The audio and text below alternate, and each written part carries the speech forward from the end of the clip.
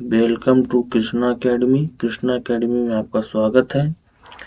हम SSC GD से related जो हमने एक सीरीज शुरू की थी, जिसमें हम एसएससी जीडी के प्रीवियस ईयर के जीएस और जीके पोर्शन वाले क्वेश्चन सॉल्व करेंगे, जिससे रिलेटेड हमने एक वीडियो यानी क्लास 1 अपलोड की थी, जिसमें क्वेश्चन नंबर 15 तक बताया गया था। उसके आगे के क्वेश्चन हम इस वीडियो में बताएंगे। तो चलिए शुरू करते हैं। क्वेश्चन नंबर 16, निम्नलिखित में से जगोई किस भारतीय शास्त्रीय नृत्य की एक प्रमुख शैली है?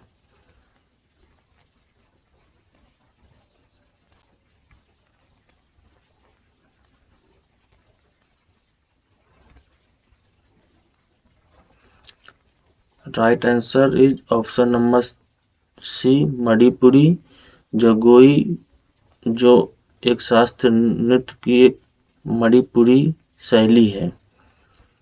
क्वेश्चन नंबर, भारतनाट्यम तमिलनाडु का शास्त्रीय नृत्य है।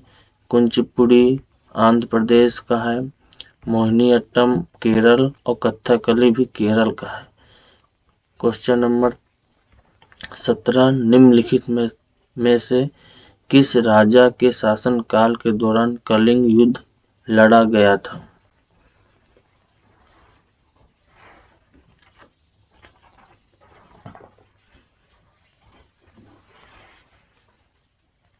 Option B is right answer, Ashok. Ashok के समय कलिंग युद्ध लड़ा गया था। मौर्य साम्राज्य से कुछ अन्य तथ्य, जैसे कि मौर्य साम्राज्य ने भारत में 137 वर्ष राज्य किया।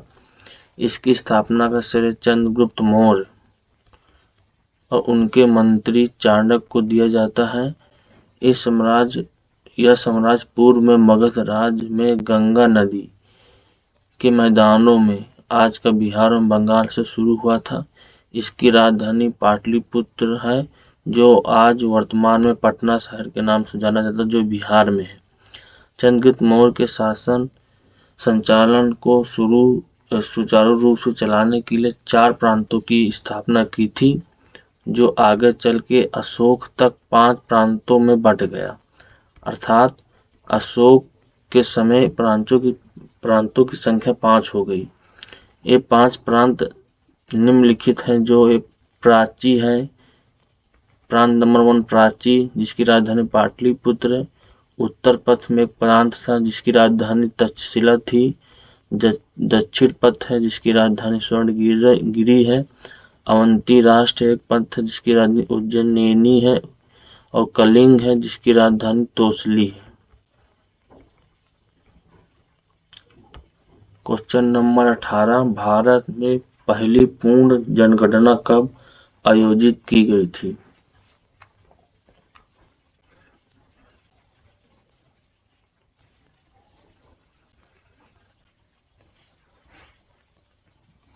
Option B is right answer, 1881 में।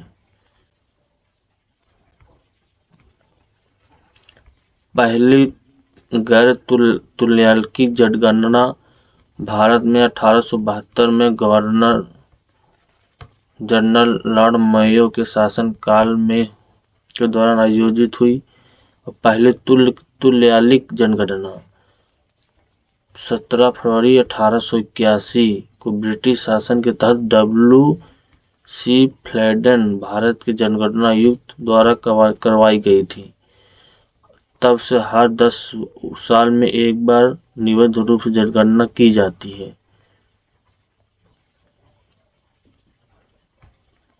क्वेश्चन नंबर 19, भारत के राष्ट्रपति का चुनाव किसके द्वारा किया जाता है? मतलब कि भारत के राष्ट्रपति के चुनाव में कौन कौन भाग लेता है?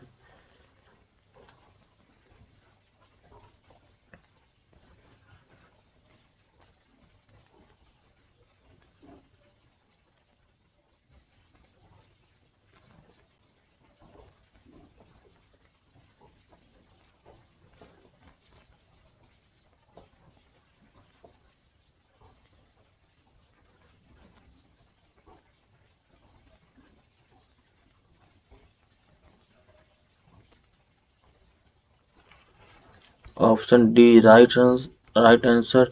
संसद और राज्य विधानमंडल के दोनों सदनों के निर्वाचित सदस्य। राष्ट्रपति का निर्वाचन जनता द्वारा प्रत्यक्ष रूप से नहीं होता। एक निर्वाचन मंडल के सदस्य द्वारा उसका निर्वाचन होता है।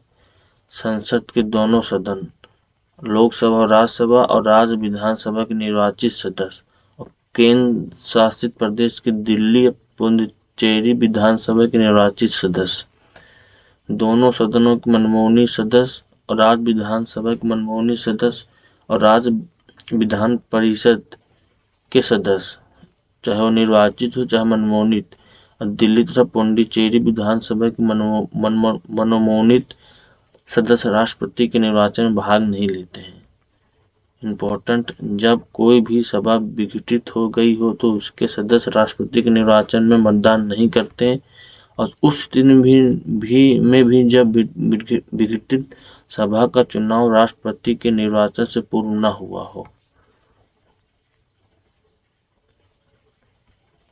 क्वेश्चन नंबर 20, भारतीय संविधान के मूल पाठ में डैश अनुच्छेद शामिल थे। मतलब कि भारतीय संविधान के मूल पाठ में कितने अनुच्छेद थे?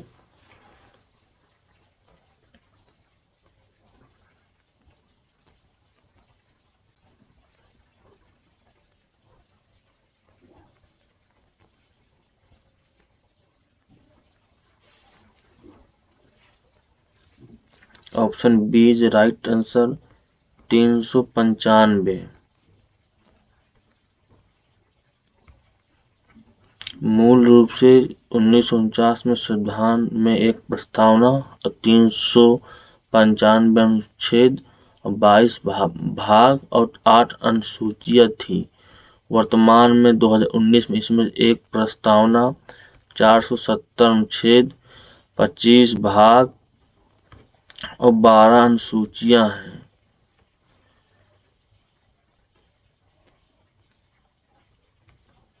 क्वेश्चन नंबर 21, आपातकाल के दौरान कौन से मौलिक अधिकार निलंबित नहीं किए जा सकते?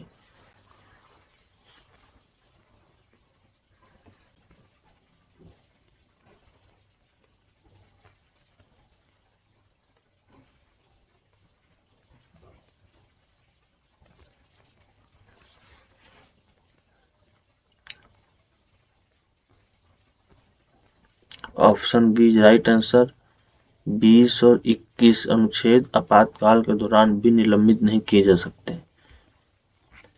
अनुच्छेद 20 अपराध के लिए दोष सिद्धि के संबंध में संरक्षण, और अनुच्छेद 21 प्राण एवं दैहिक स्वतंत्रता। अनुच्छेद 21 के अंतर्गत ही निजता का अधिकार, जीवन रक्षा का अधिकार और 14 वर्ष की उम्र तक निःशुल्क शिक्षा का अधिकार, सूचना का अधिकार, शयन का अधिकार अर्थात नींद का अधिकार भी शामिल है। क्वेश्चन नंबर 22, भारत में अरेबिक कॉफी निम्नलिखित में से किस राज्य में उगाई जाती है? अरेबिक कॉफी किस राज्य में उगाई जाती है, पाई जाती है सबसे ज्यादा?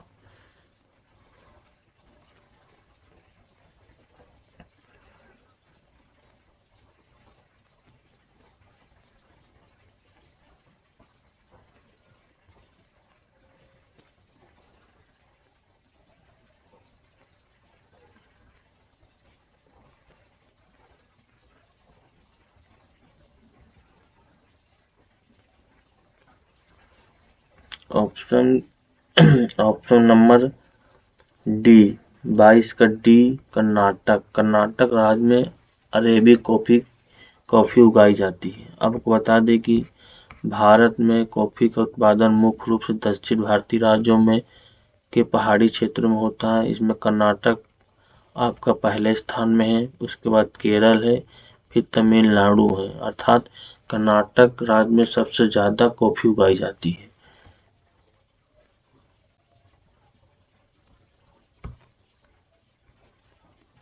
क्वेश्चन नंबर 23, निम्नलिखित में से कौन सा 7वीं पंचवर्षीय योजना का एक मुख्य उद्देश्य था, यानी 7वीं पंचवर्षीय योजना का एक मुख्य उद्देश्य था।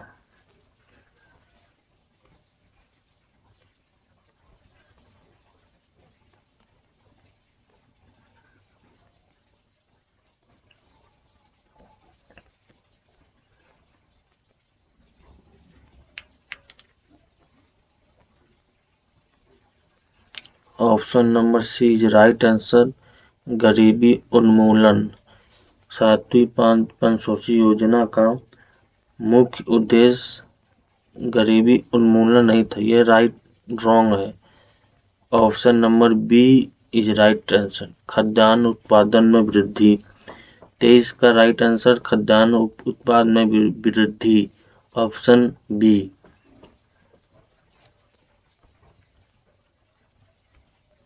आपको बताते कि प्रथम पंचवर्षीय योजना की शुरुआत 1951 से 1956 तक हुई।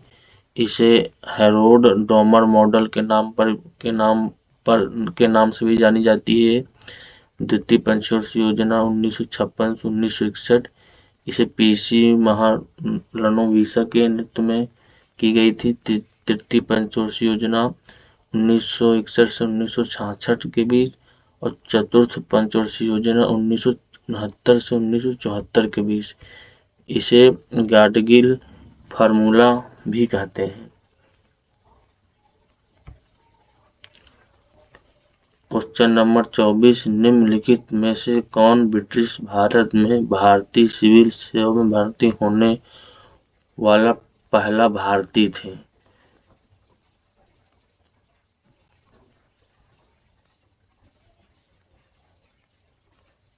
अर्थात ब्रिटिश भारत में भारतीय सिविल सेवा में भर्ती होने वाले प्रथम भारतीय थे।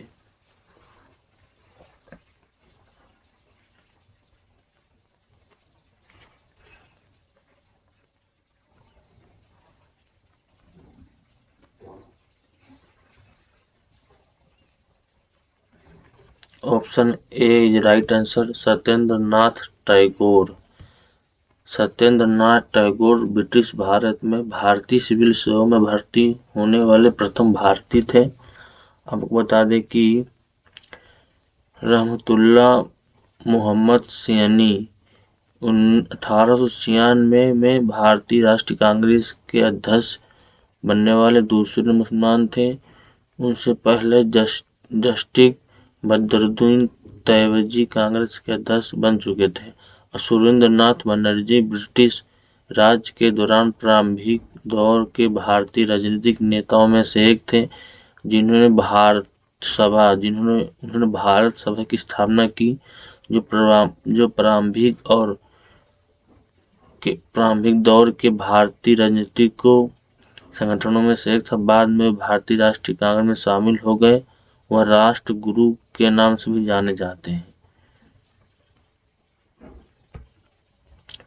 क्वेश्चन नंबर 25, बैडमिंटन में प्रत्येक खेल में कितने अंक होते हैं?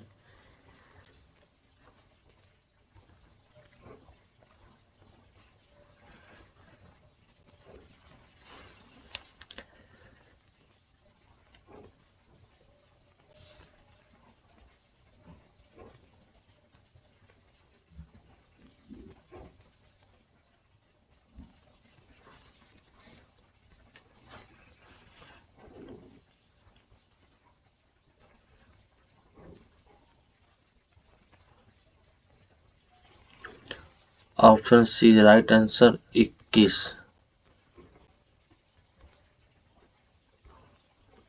Question number 26 question number 26, Olympic में भारत के प्रथम ध्वजवाहक कौन थे?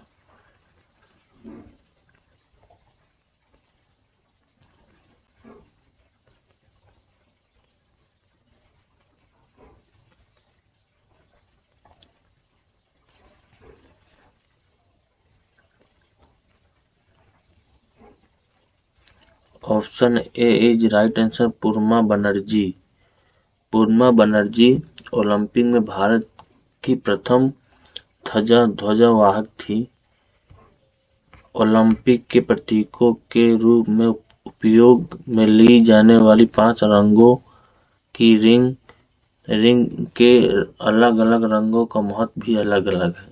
ओलंपिक की इन 5 रिंगों को पियरे डी कुबर्तिन ने बनाया था। पियरे डी कुबर्तिन को ओलंपिक खेलों के संस्थापक के नाम से जाना जाता है। इन 5 रंगों का डिजाइन 1912 में बनाया गया, जिसे 1913 में सार्वजनिक रूप से स्वीकार किया गया। नीले रंग की रिंग यूरोप के लिए, पीले रंग की रिंग एशिया के लिए और काला रंग की रिंग अफ्रीका के लिए और हरा रंग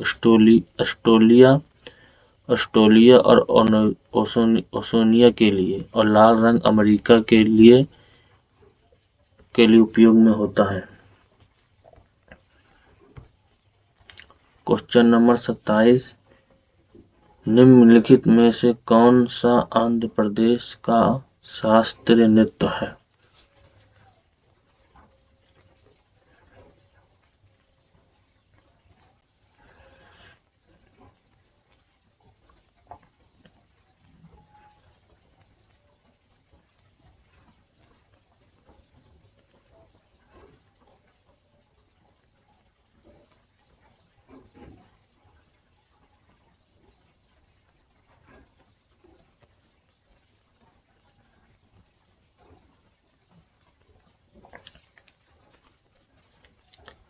option C is right answer, Kuchipudi. Kuchipudi Andhra Pradesh का शास्त्रीय नृत्य है। शास्त्रीय नृत्य भारतनाट्यम, कथकली, कथक, ओडिसी, मणिपुरी, मोहिनीअट्टम, कुचिपुड़ी और शास्त्रीय नृत्य अर्थात भारत के 7 शास्त्रीय नृत्य हैं। भारतनाट्यम तमिलनाडु का शास्त्रीय नृत्य है। मोहिनीअट्टम और कथकली केरल के शास्त्रीय नृत्य हैं।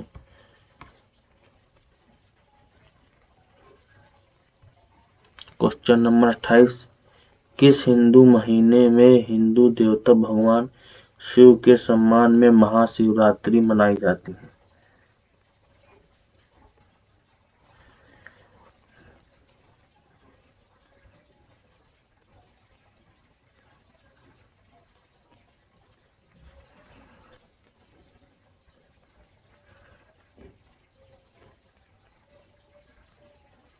Option C is right answer, Phalgun, जिसे हम फरवरी के नाम से जानते था। फरवरी के महीनों को ही फाल्गुन कहते हैं, जिसमें भगवान शिव के लिए शिवरात्रि पर्व मनाया जाता है। क्वेश्चन नंबर 29, भारतीय संविधान का कौन सा अनुच्छेद जीवन और व्यक्तिगत स्वतंत्रता की सुरक्षा से संबंधित है? अर्थात भारतीय संविधान में कौन सा अनुच्छेद जीवन और व्यक्तिगत स्वतंत्रता की सुरक्षा देता है?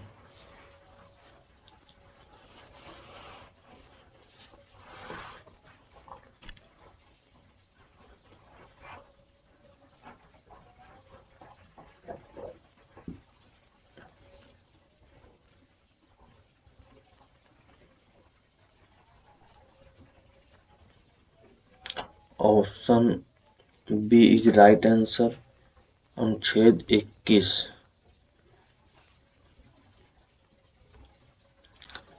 अनुच्छेद 19 विचार और अभिव्यक्ति की स्वतंत्रता, अस्त्र रहित और शांतिपूर्ण सम्मेलन की स्वतंत्रता, समुदाय और संघ निर्माण की स्वतंत्रता, भ्रमण की स्वतंत्रता, निवास की स्वतंत्रता और व्यवसाय की स्वतंत्रता।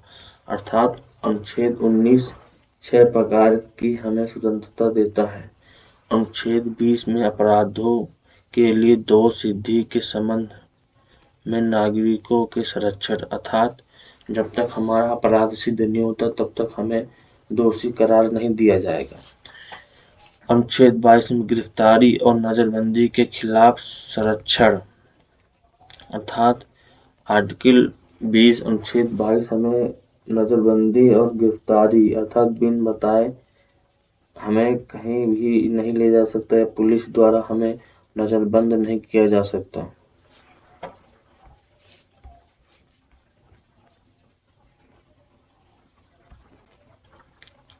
क्वेश्चन नंबर 30, तमिलनाडु तट पर वर्षा सबसे अधिक किस महीने में होती है?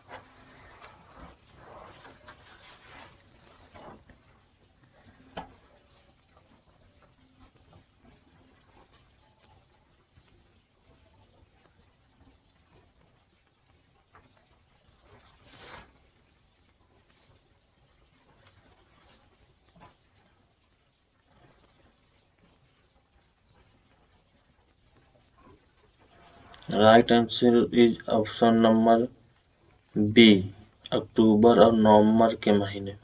अर्थात जब मानसून लौटता है तब तमिलनाडु के तट पर वर्षा होती है, और मानसून अक्टूबर और नवंबर के मंथ में लौटता है और बंगाल की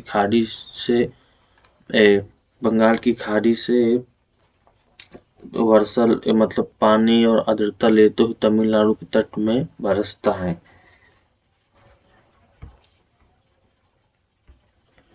तमिलनाडु तट पर शीत ऋतु अर्थात ठंडी में वर्षा होती है। सर्दियों के समय देश में उत्तर पूर्वी व्यापारिक पवनें समुद्र की ओर बहती है, इसलिए देश के ज्यादातर इलाकों में शुष्क मौसम होता है। तमिलनाडु का तट अधिकतम वर्षा इन्हीं पवनों से प्राप्त करता है, क्योंकि वहां ये पवनें समुद्र से स्थल की तरफ बहती है।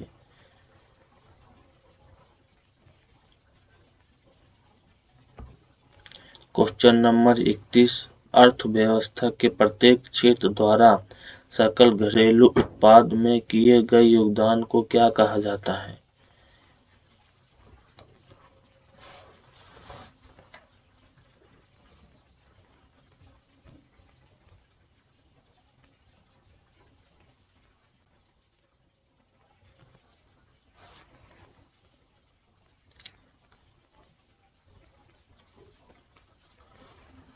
ऑप्शन इज राइट आंसर, संरचनात्मक संरचना।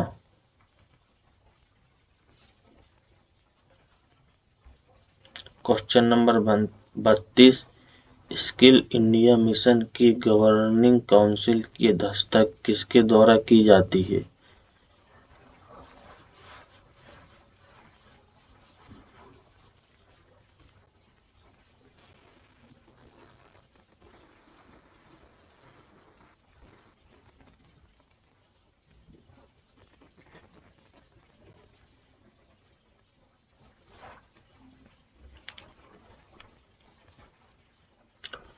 Option number C right answer, skill India mission की गवर्निंग काउंसिल की अध्यक्षता प्रधानमंत्री द्वारा की जाती है।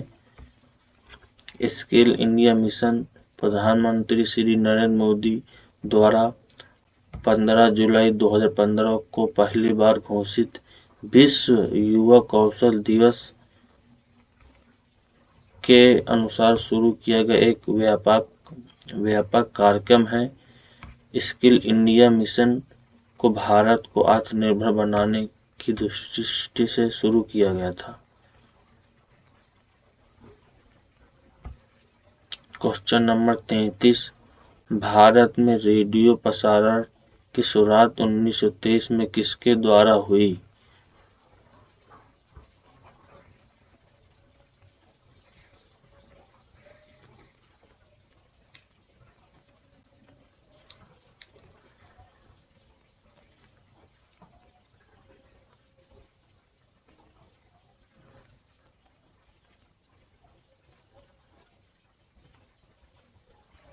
Option A is right answer, radio club of Bombay. June 1923 में रेडियो क्लब ऑफ बॉम्बे ने देश में पहला प्रसारण किया। इसके 5 महीने बाद कोलकाता रेडियो क्लब की स्थापना की गई। इंडियन ब्रॉडकास्टिंग कंपनी IBC 23 जुलाई 1927 को अस्तित्व में आई, लेकिन 3 साल से भी कम समय में इसे बंद होना पड़ा। अप्रैल 1923 में उद्योग और श्रम विभाग के तहत भारतीय प्रसारण सेवा ने प्रायोगिक आधार पर अपना परिचालन शुरू किया और 8 जून 1936 को भारतीय राज्य प्रसारण सेवा ऑल इंडिया रेडियो बन गई।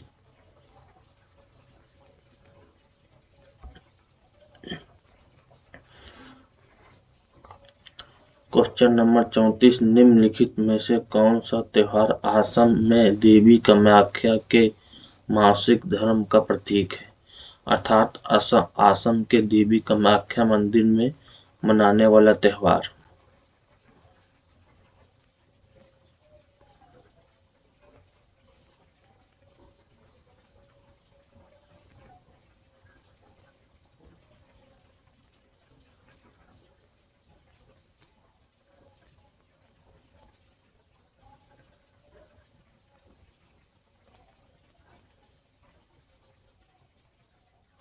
Option D is right answer, Ambubachi का मेला।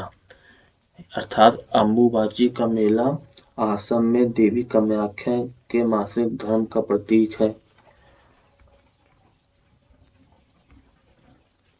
नुआखाई कृषि उत्सव उड़ीसा में मनाया जाता है और आदिपिरक्कू उत्सव तमिलनाडु में मनाया जाता है। चिंगला कालो उत्सव गोवा में मनाया जाता है और हेमिस महोत्सव लद्दाख में मनाया जाता है।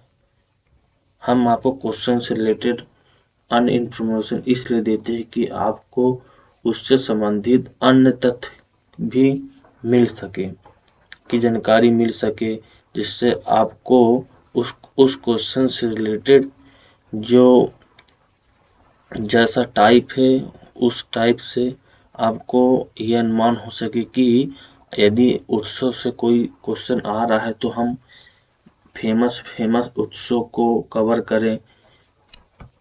क्वेश्चन नंबर 35, स्वामी दयानंद सरस्वती ने हिंदू धर्म में सुधार का प्रयास करने वाले संगठन की स्थापना की। यानी दयानंद सरस्वती ने किस संगठन की स्थापना की?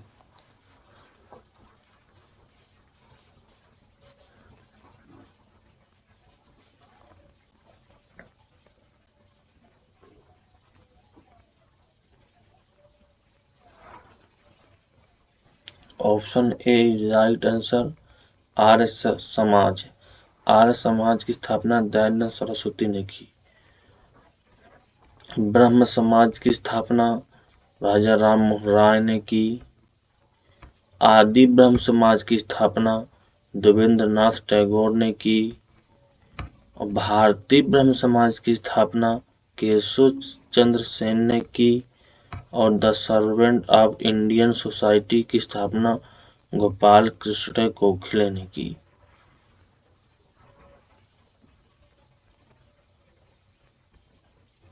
क्वेश्चन नंबर 36, भारत में जनसंख्या गणना प्रत्येक डैश में एक बार आयोजित की जाती है। अर्थात यानी भारत में जनगणना कितने वर्षों के अंतराल में की जाती है?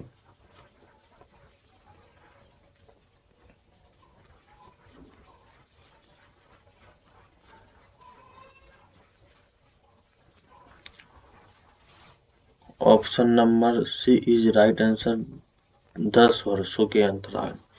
यानी 10 वर्षों के बाद भारत में जनगणना आयोजित की जाती है। प्रथम वर्ष 1981 में शुरू हुई थी।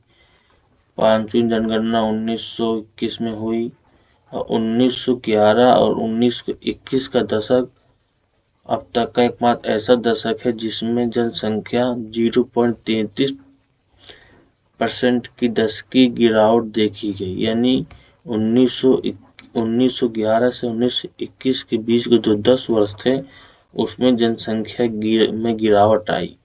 यह वह दशक था जब 1918 में फ्लू महामारी का प्रकोप फैला हुआ था, जिसमें कम से कम 12 मिलियन लोगों की जान गई।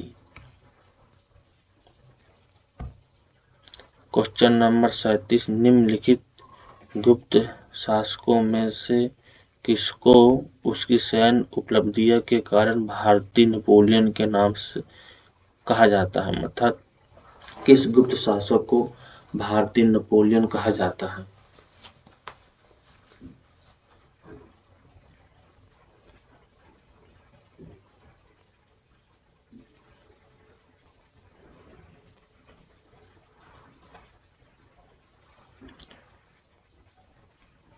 Option D is right answer.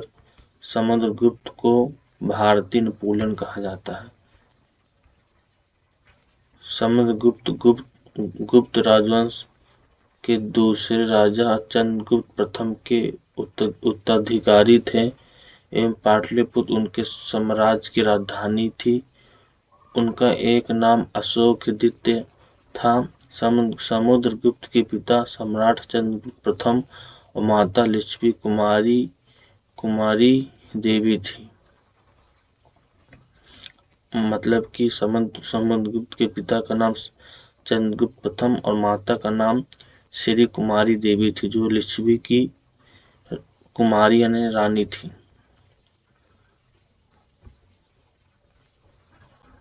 Question number 38, Bharat के संविधान का निम्नलिखित में से कौन सा अनुच्छेद राज्य कार्यपालिका से संबंधित है?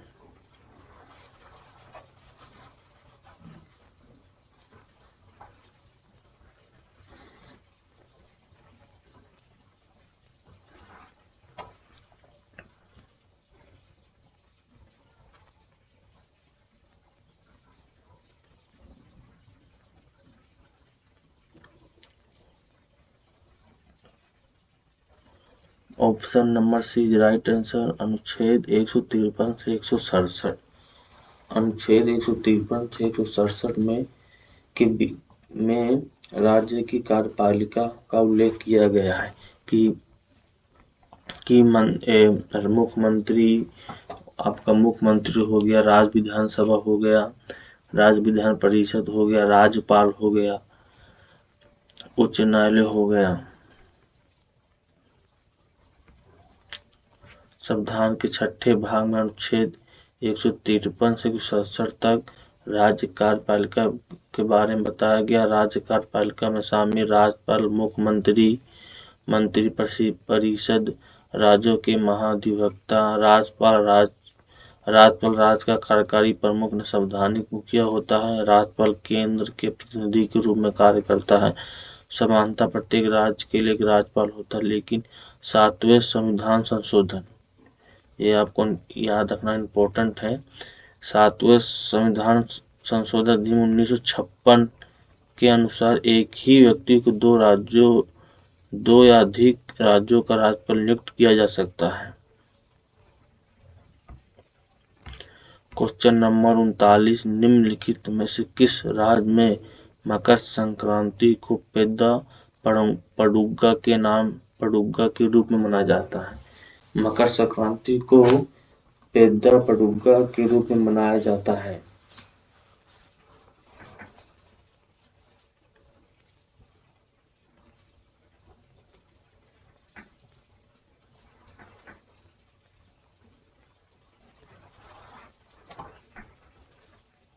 Option A is right answer, Andhra Pradesh. दक्षिण भारत में इसी पर्व को हर्ष उल्लास से मनाया जाता है। दक्षिण भारत में यह पर्व 4 दिन तक चलता है, जिसे पोंगल के नाम से जाना जाता है। असम में मकर संक्रांति को माघ बिहू के नाम से जाना जाता है। इसे भोगली बिहू भी कहा जाता है। पंजाब और हरियाणा में मकर संक्रांति के अवसर पर लोहड़ी का पर्व मनाया जाता है। क्वेश्चन नंबर 40, निम्नलिखित में से कौन सी खेड़ा के किसान आंदोलन की मुख्य मांग थी? खेड़ा के किसानों आंदोलन की मुख्य मांग थी।